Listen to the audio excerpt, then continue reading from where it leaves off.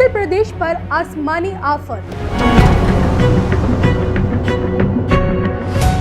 देवभूमि में ब्यास नदी का रौद्र रूप।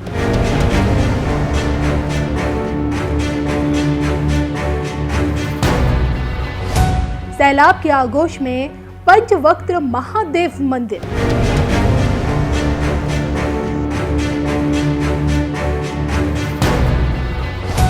दस साल बाद फिर दिखा चमत्कार। पंचवक्त मंदिर ने दिलाई केदारनाथ की याद। देखिए सिर्फ धर्म ज्ञान पर। नमस्कार, मैं हूं आपके साथ कविता राणा। मानसून के दस्तक के साथ ही देश भर में झमाझम बारिश हो रही है। मैदानों से लेकर पहाड़ों तक हाहाकार मचा हुआ है। नदी और नाले उफान पर हैं और तबाही का मंजर आंखों के सामने है। आलम यह है कि देवभूमि हिमाचल प्रदेश का अस्तित्व खतरे में आ गया है। आसमान से जो आफत बरस रही है उससे राहत पाने का कहीं कोई उपाय नहीं है। आज हिमाचल के हालात ठीक वैसे ही हैं जैसे 10 साल पहले केदारनाथ हादसे के समय थे। जी हाँ, 10 साल पहले केदार घाटी में मची तबाही को भला कौन भुला सकता है। 10 साल पहले 16 जून 2013 को ऐसा सैलाब आया जो अपने साथ सब कुछ बहा कर ले गया।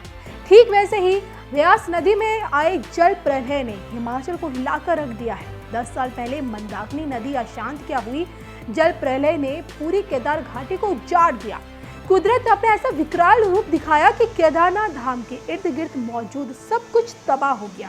10 साल पुरानी केदारनाथ आपदा की ये तस्वीरें आज भी लोगों के जहन में है, क्योंकि इस आपदा में लाखों लोगों ने अपनों को खोया था।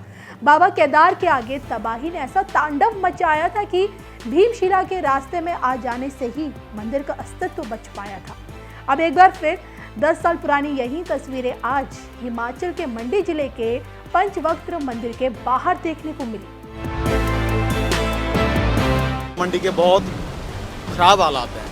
इस तरह से पानी, ब्यास नदी का जो पानी है काफ़ी ऊपर तक आ गया और मेरे हिसाब से इससे पहले ये मतलब कम से कम 15-20 साल पहले आया होना, इतना ज़्यादा पानी। मंडी में जो ब्यास नदी आप देख ही रहे हैं कि अभी जो हाई फ्लड लेवल जो आज से 25 साल पहले आया था उससे तो कम है, लेकिन जान माल के नुकसान के लिए ये जो फ्लड का स्तर अभी भी है ये भी बहुत घातक है।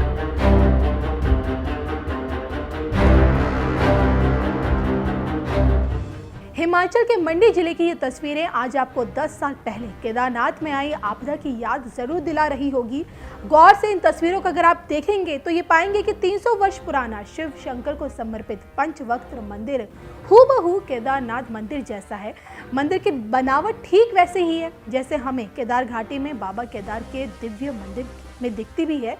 चारों तरफ उफान पर बहती ब्यास नदी और इसी जल सैलाब में मंदिर का आधे से ज्यादा जलमग्न होना। 15 सेकंड का ये पूरा वीडियो इस समय सबसे ज्यादा ट्रेंड कर रहा है सोशल मीडिया पर, और इस वीडियो को जो कोई भी देख रहा है महादेव से शांत होने की दुआएं मांग रहा है। आप भी देखिए पंचवक्त मंदिर के जलमग्न का ये 15 सेकंड का पूरा वीडियो।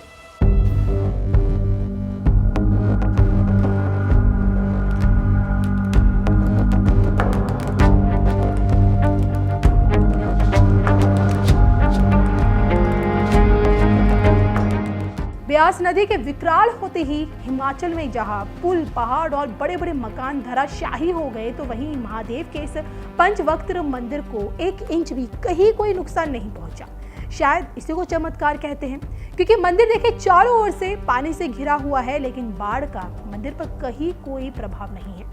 100 साल बाद आई इस बाढ़ ने जमकर तबाही मचानी शुरू कर दी है। हैरान कर देने वाली बात यह है कि इसी बाढ़ में पानी मंदिर के गुंबद तक भी पहुंच गया, लेकिन ना ही मंदिर के अंदर स्थापित किसी भी कोई भी मूर्ति क्षतिग्रस्त हुई और ना ही मंदिर की बाहरी वास्तुकला को कहीं कोई चोट पहुंची। अब मंडी वासियों के लिए तो देखिए पंचवक्त मंदिर उनके लिए सबसे बड़ा आस्था का केंद्र है, और इसी मंदिर की नींव देखिए 300 वर्ष पूर्व तत्कालीन राजा सिद्धसेन ने रखी थी। जी हाँ, शिव की नगरी मंडी में निर्मित प्राचीन मंदिर एक समृद्धशाली इतिहास का ये साक्षी रहा है, और इसी मंदिर में स्थापित पंचमुखी शिव की प्रतिमा के कारण इसे पंचवक्त नाम दिया गया है, जो कि देखिए गुमनाम मूर्तिकार की कला का बेजोड़ नमूना है ये मंदिर। और केदारनाथ मंदिर की तरह ही दिखने वाला ये पंचवक्त मंदिर पूरी तरह से पत्थरों से बना हुआ है। शिखर वास्तुशिल्प के आधार पर बनी हुई है। मंदिर से जुड़ी मान्यता ये कहती है कि यहाँ 5 मुख शिव के अलग अलग रूप यानी कि ईशान, अघोरा, वामदेव, तो पुरुष और रौद्र को दिखाते हैं। मंदिर का मुख्य द्वार जहां ब्यास नदी की ओर है, तो इसके साथ ही साथ दोनों तरफ द्वारपाल है। मंदिर में नंदी की भी एक भव्य मूर्ति है और जिसका मुख गर्भगृह की दिशा में है। कुदरत के इस कहर के आगे पंचवक्त मंदिर का सुरक्षित रहना स्थानीय लोगों के लिए तो देखिए चमत्कार से कम नहीं है, लेकिन आफत अब तक बनी हुई है। जी हाँ, फ्लैश फ्लड से जूझ रहे हिमाचल पर तूफानी संगम बना हुआ है।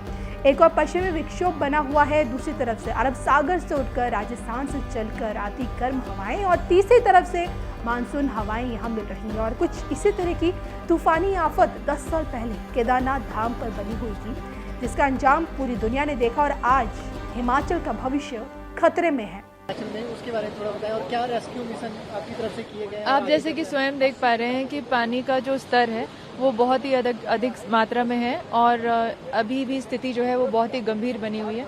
यहाँ पर हमने मैक्सिमम इवैक्यूएशंस कर दिए हैं। जो घर नदी के किनारे बसे हुए हैं वहाँ से लोगों को निकाल दिया गया है। अभी भी हम 1 घंटा पहले हमारे एसडीओ साहब के साथ हम करीब 80 लोगों को वहाँ से रेस्क्यू कर चुके हैं। जो झुग्गी झोपड़ियाँ हैं जो कि बिल्कुल नदी के पास है और जहाँ पर जानमाल का बहुत अधिक खतरा है, उनको सेफ जगहों पे शिफ्ट कर दिया गया है। मंडी का कौन सा इलाका है जहाँ पे ज्यादा जानमाल का नुकसान हुआ? और मंडी का जो भी इलाका ब्यास नदी के किनारे है, क्योंकि वहाँ पर बस्तियाँ हैं और कई सालों से है, और खासकर जो झुग्गी झोपड़ियाँ हैं वो नदी के पास रहती है, क्योंकि जल की सुविधा के कारण वो वहाँ बस जाते हैं, इसलिए उनमें से सभी को इवैक्यूएट कर दिया गया है। अभी मंडी में कौन सी इलाके में खतरे वाली सिचुएशन है जहाँ आप साइट विजिट कर रही हैं और क्या कुछ प्रबंध? अभी हम जहाँ जाकर आए उसे ब्यूली कहते हैं, जहाँ थोड़ी झुग्गी झोपड़ियाँ हैं, और उसके अलावा भी जो घर हैं जो नदी के आसपास हैं उनमें अभी भी खतरा बना हुआ है।